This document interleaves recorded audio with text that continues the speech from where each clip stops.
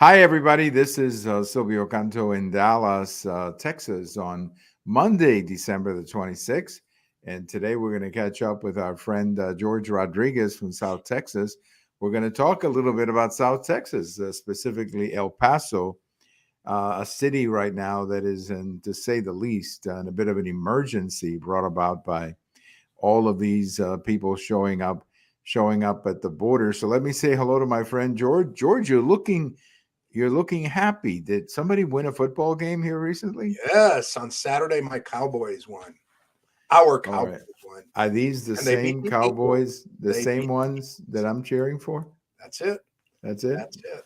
Yeah, That's. they did win. They did win that game. It was a back and forth game. I mean, It was exciting. it was an exciting game. It was a good game actually. They don't get too many of those anymore, but it was an exciting game back and forth that they had to win. I mean, they had to win, Yeah. especially after losing to Jacksonville.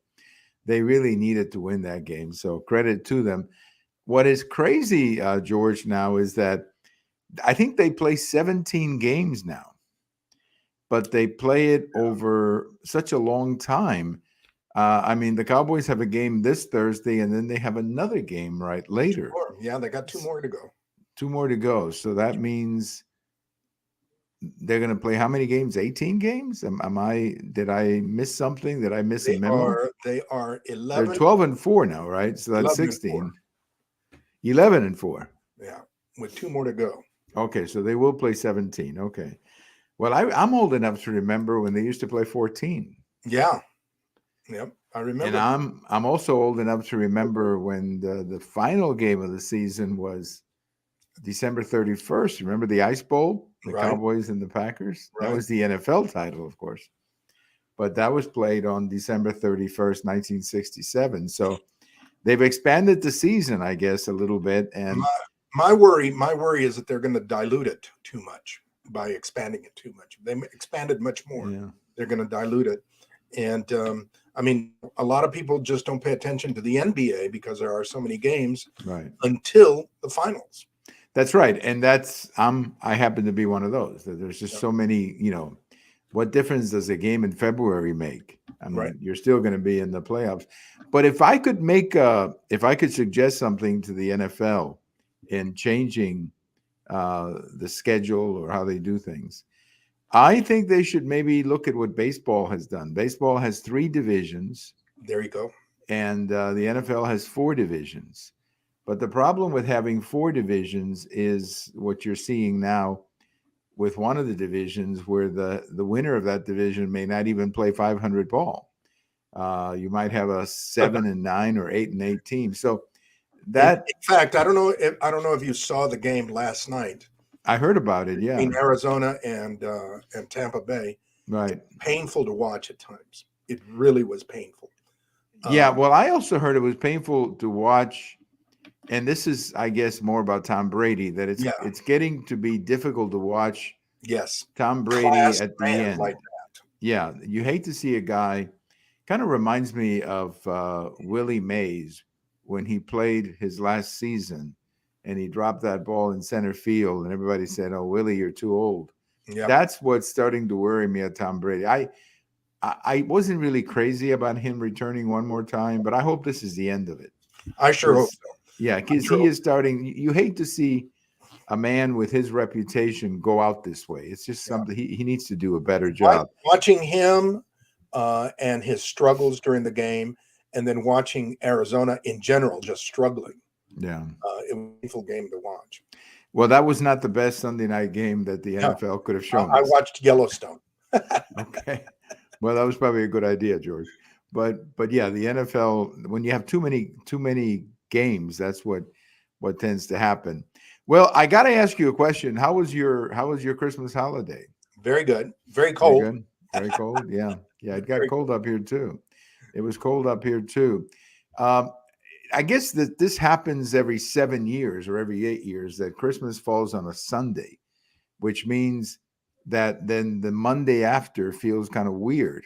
Like today, the 26th, Monday the 26th, is actually the day that all the banks are closed. Yeah. or all the the post office is out and all of that. So All the liquor stores. or yeah, everything seems to be out today. So it's, I guess it happens every 7 years, I guess, or every 8 years, however.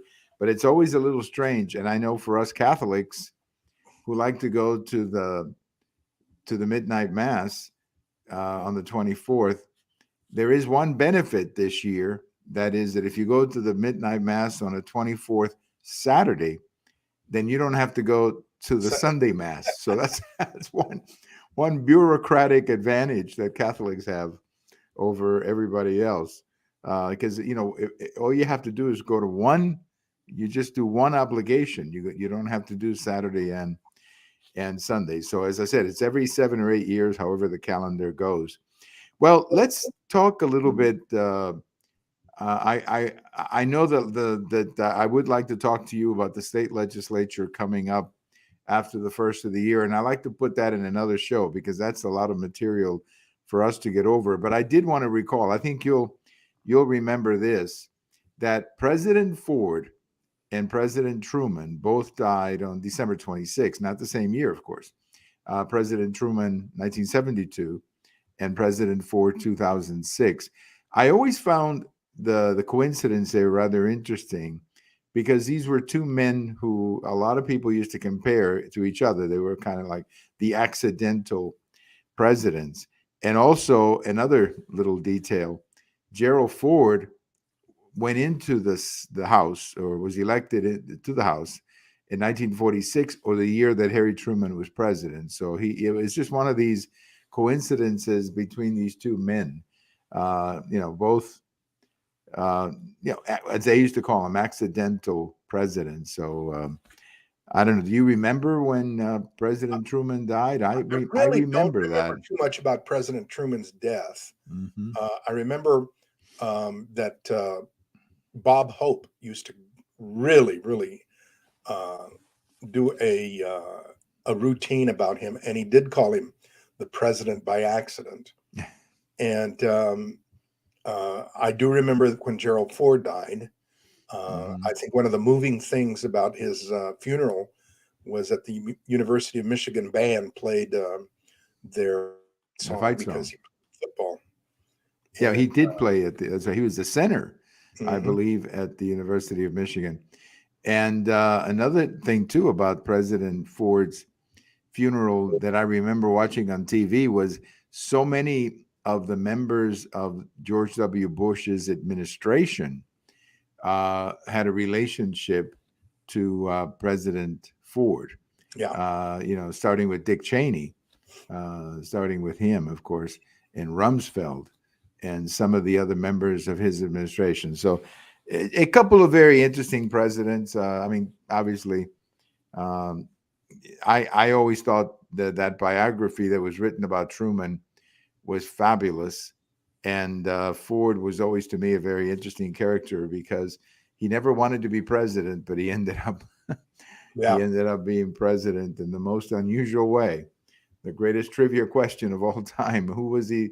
Who went? Who was selected to be vice president, or not selected, but accepted, I guess, selected, I guess is the right word, to be vice president, who later became president? And the answer, of course, Gerald Ford, who replaced Spiro Agnew, who then replaced Richard Nixon. I mean, to say the least, I do remember that very turbulent time in the history, George. Well, let's talk a little bit about El Paso, Texas. I have a post over at the American Thinker today. You can see it at the American Thinker. And that post is entitled El Paso Used to Be Such a Beautiful Town. And my reference was to having been to El Paso on business trips a couple of times in December, and how pretty and how colorful, and all the lights and the mixing of two cultures, the Mexican culture and the English culture, is just sort of uh, creating a very unusual or very different Christmas image. And I loved it. I thought it was absolutely great that those Decembers in El Paso, but it's not that way anymore, George. No, unfortunately, the border crisis has really, really made it it really impacted on the city. There are people everywhere that are living on the street that are homeless, who are waiting to be moved on by the nonprofit organizations who are funded by the Biden administration. They have such a big backlog that they're not able to move them fast enough. Consequently, people are having to stay on the street. There is a huge effort by churches and other groups to provide blankets and coats for people. Many of the folks, well, most of them crossed the river and had to stay out in the cold for a while until they got either a change of clothes or they got a blanket or whatnot, which, in my opinion, has made it really, really dangerous, particularly to the young and the old. The vast majority, for whatever reason, whether it's the cartels telling them or because it's, they feel safer, they're not crossing during the day. They're crossing either early in the evening when the sun has gone down, or they cross real early in the morning before the sun has come up. Consequently, those are really cold times. The other issue that they're facing is that the flu, the respiratory viruses that are going around right now have made the health situation in um, El Paso that much worse, particularly in the clinics and the hospitals. They're overwhelmed. Yuma, Arizona is also overwhelmed. Laredo has been overwhelmed.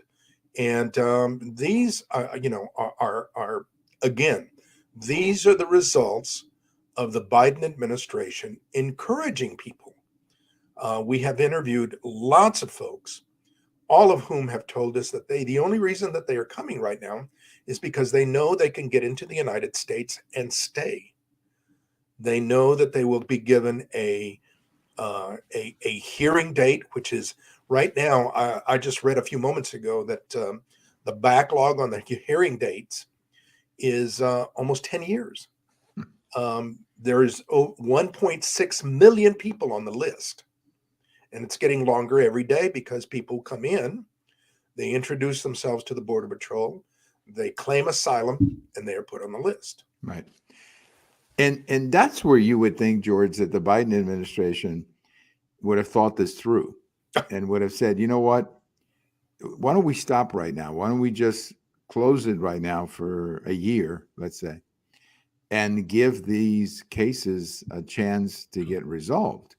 Because what you're having this, like you say, people are getting on a list, and while they're on this list, George, correct me if I'm wrong, but they cannot work legally, right? Or can They they work? can't. They can't. Right. So they don't have a green card They or don't. some kind of a temporary green card while they're waiting. Now So that means they're in there's a the real country. effort. Yeah, there's an effort to try to circumvent Right. that requirement, whether it's going to be successful or not, particularly under this new Congress. Right. I don't know, but they're not able to do much. Well, and that's the point. And we see, and I mentioned this because we see some of that at our church. Our church has a pantry that is, of course, for the purpose of helping people in our community. You know, different churches have different pantries, and we try to limit it to a geographic area because otherwise, you run out of food. What can I tell you? And we're getting a lot of people now who've come over, many from Venezuela, Recent arrivals. recent arrived, and that's what they're basically saying. They cannot pay the rent, they cannot pay the food. If they get a job, it's an illegal type work. I mean, I'm sure they'll find something. I mean, there's lots Yeah, of people who will hire them, yeah. and for the The most underground part, my economy is going to be growing like crazy. exactly. In my conversations with a couple of them, they're overqualified for whatever job they get. I mean, there's a lady who's a lawyer, another lady who's a dentist. Her husband is an airline pilot. So, I mean, there's all kinds of overqualified people for the jobs that are waiting for them. But this is where I criticize the Biden administration directly, because they could have said 6 months ago, 9 months ago, we're going to close the border until we get caught up here, until we get these cases at least, more down, at least get the caseload at a more acceptable level. Yeah. I, but manageable, because but they, here's the thing. Here's the thing, George, that also puzzles me. Again, correct me if I'm wrong, but I think what happens that most of these cases are actually rejected. yes, Most of these asylum requests are rejected because they're economic asylum requests, exactly, completely different than it was with the Cubans. Let's say when my exactly, family came, because exactly. we were being treated as political people or political refugees or whatever you want to call us. So we were given the benefit of the doubt because we were coming from a communist country. Now you could argue Venezuela is a communist country, or at least a left-wing country. Quasi Yeah, communist. I mean they're not the same way Cuba was, but they're not the same kind of government, but not exactly the Again, same. so Yeah, I have interviewed. We have my partner and I have interviewed well over 100 people out at the migrant center, and virtually all of them, except for the Cubans, the few Cubans that we have interviewed, who in most cases refuse to be on camera because they are political refugees. But the vast majority, I'd say 99%, all admit that they are leaving because of the economy. right. That is the problem. And Well, they would that's it. qualify. They would not qualify for asylum. I mean, that's certainly true of the people coming from Haiti Me or the too. people coming from Central America, Nicaragua, all of them. Nicaragua. I The mean, vast majority of all the people that are coming right now to the United States are economic refugees. right. And there is a problem there with the immigration law, because the immigration law is clear, or at least asylum, as I understand it, it's clear that it cannot be economic. But Exactly. I mean, the other problem too, George, is most of these countries have, the United States has an embassy in most of these countries. So there is a legal way for them to That's apply exactly right. for asylum. It's not, again, people always talk about the Cubans, and the Cubans, yes, I admit that we got some preferential treatment, but it was in the context of the Cold War Of the and the Cold War, Contras correct. in the USSR struggle. And there was no U.S. embassy in Cuba until President Obama put it in there in 2015. So for all those years, when I left Cuba, there was no U.S. embassy. When lots of other people left Cuba, there was no U.S. embassy. And people like to bring up the case of Mariel. Well, Mariel was a problem, but Mariel was 100,000 people in 30 days, and it ended. Compared to Um, it almost ended. 5 million the past 2 years since Biden took it back. I know. So I mean, comparisons. I mean, this Big number.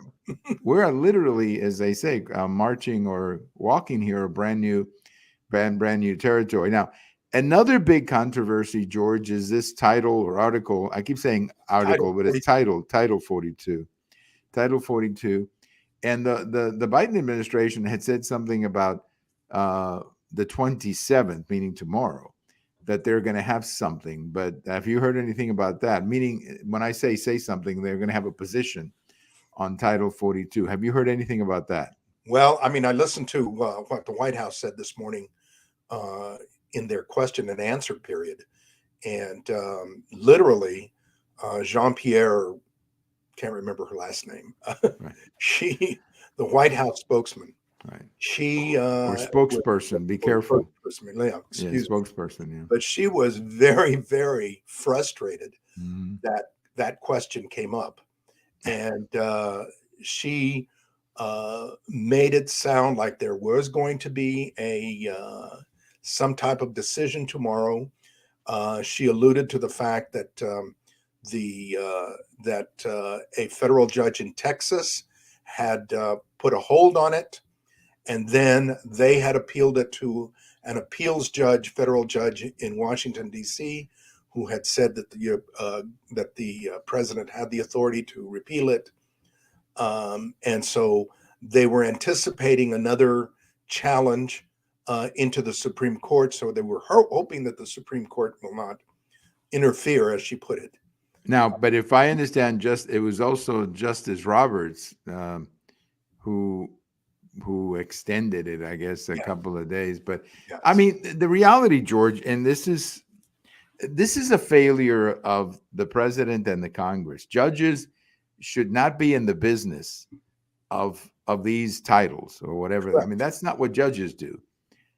This is a failure of the Biden administration. You can fault Congress if you want to as well, but Congress has to wait for the president to make the call. And without the president being directly involved, the Congress is just going to, punt this thing. And that is where we are. I mean, Well, again, Congress and the president have been in sync this century only twice. Uh, when Obama won, they were in sync. The Democrats were controlled for 2 years, and then recently, this time around, when uh, Biden and the House and the Congress were all in sync, and neither time have they done anything about mhm, what they call the broken immigration right. system. Yeah, I Never. love that. All That's they right. have done is spent huge amounts of money, and then like the 1.7 trillion that they just passed, and screamed and yelled at the Republicans after the fact that the Republicans don't do anything Hmm. about the immigration issue. I'm sorry, but don't I mean, can't they do something when they're in control? Well, they cannot, obviously, because as you say, President Obama had 59. This is amazing to me. At one point, he had 59 votes in the Senate. All he needed was one Republican, and he couldn't get the DREAM Act through. Mm, And that's because 6 Democrats voted against it. One of them being Manchin and the fellow from Montana, right. Tester. So, I don't know whether the Congress can do anything, but this is to me a moment that calls for presidential leadership. Yeah. And what I would like to see is the president of the United States go on television tonight and say, "Look, we got a mess down there. It's not fair what is happening to the city of El Paso, what is happening to their hospitals and so on, to their cities, and we're going to shut down the border for a year, and nobody can come in without papers." Oh, that'll be But the that would be the solution. that'll be the day. Um, Castro this morning, Congressman Castro here in San Antonio, not Fidel, but Congressman Joaquin Castro here in San Antonio today, um, criticized severely in real strong language, sailor's language, criticized the governor, Greg Abbott, Oh, for busing illegal aliens up the to vice president's house. the vice president's house and to New York. However, what's amazing to me is how, first of all, the mayor of New York, instead of saying, don't send any more, why don't you close the border? He's demanding more money. Okay. That's right. Demanding more money. Secondly, uh, Castro, the congressman here, uh, has made it very, very clear that the border cannot be closed. However, more money is needed to support these folks as after they come in. The other thing that's been happening is that the congresswoman Escobar down in El El Paso, right? Paso Yeah. has been very, very critical of not letting enough people cross the river. She has been upset that people are having to wait in Mexico, because it's too cold and they are uh, uh, in the elements. Well, once they cross, it's the same thing because there's nothing prepared over here. I Right. mean, it's so illogical how these people are looking at this problem. I mean, it's Right. so illogical. Yeah, and that was, in my opinion, I always felt, and I've had conversations with friends in El Paso who are just exhausted. I mean, they just simply cannot take any more people. I mean, they on one hand they are saying we sympathize with them, but on the other hand, look, our pockets can only go so far, our Exactly. resources. But one of the beauties I always felt of Remain in Mexico, to me, the beauty of Remain in Mexico is that if you tell people in Haiti or Venezuela or wherever they're coming from, If you say to them ahead of time, you're going to have to wait in Mexico, they're not going to come. They're not going to come. They're not going to come because they don't want to wait in Mexico. We have seen that. We have seen Yes. that. So how do you take care of this border problem right now? You reinstate the stay in Mexico problem. And that's now again, and this is the problem that the judges, because it gets into a gray area here as to what a judge can do. But I don't think the judges can reinstate article or remain in Mexico, because that is something that only the president, I'm assuming the Congress could do. The Congress could pass a law that says remain in Mexico, and then the president can sign it or veto it. But Correct. right now, I don't believe that Justice Roberts, let's say, or the Supreme Court can issue a majority opinion saying you got to reinstate it. The court is not supposed to establish or legislate policy. I mean, that's my point. That's exactly right. That is the role of the legislature and the president. However, that is exactly right. However, when they don't want to do that for political reasons, because they want to keep this political ball going, well, this is what you've got. Right. No, that is the problem. You're exactly right. Is what is happening. I mean, we are all concentrating on what is happening of people, the numbers of people crossing the border. However, once they are across, we need to start concentrating on what is happening to our communities, like in El Paso. What is happening in El Paso, I guarantee, will happen sooner or later in Dallas. It'll happen in Memphis. It'll happen in St. Louis. It's happening here in San Antonio already. We've got homeless, illegal aliens living all over the place because there's no method of moving them along. Right. And there's two big consequences. You were talking about healthcare or the hospitals, and the other one is the public schools. You start putting all these kids in public schools. The public schools are obviously supported by property taxes, which means there are going to be shortages of, I mean, they simply, the taxes cannot be raised anymore, the property taxes. So it becomes an unmanageable, unsustainable, I like that word, unsustainable situation. And that's what you mentioned, Yuma, Arizona. I had heard that too, that there are clinics in Yuma, Arizona that are simply, they can't take any more people. And I'm assuming. And sadly, the answer right now, again, getting back to Congressman Castro here, is not only to open the border more, so more people can come in and be brought in from the cold, so to speak, but the answer is also to provide complete and total amnesty to all these folks. Right. And that's kind of the objective, I guess. You flood the zone, and then you make the amnesty almost inevitable. I don't think that's going to happen anytime soon. I kind of, to kind of wrap it up today, I kind of see more confusion ahead. I just see more confusion. I don't see a solution anytime because I don't have any confidence in the Biden administration. So, I mean, I don't see a solution. I don't see a president, dealing with the problem. So what I see is more chaos, George. I do too. I agree with you. Yeah. I agree with you. And I wonder at times if that's not the idea in the minds of these folks. Don't underestimate these people. I mean, you may be right about that. This may be part of the objective. Well, George, the Cowboys, just one quick note here. The Cowboys are playing Thursday night, and they have to win the last two.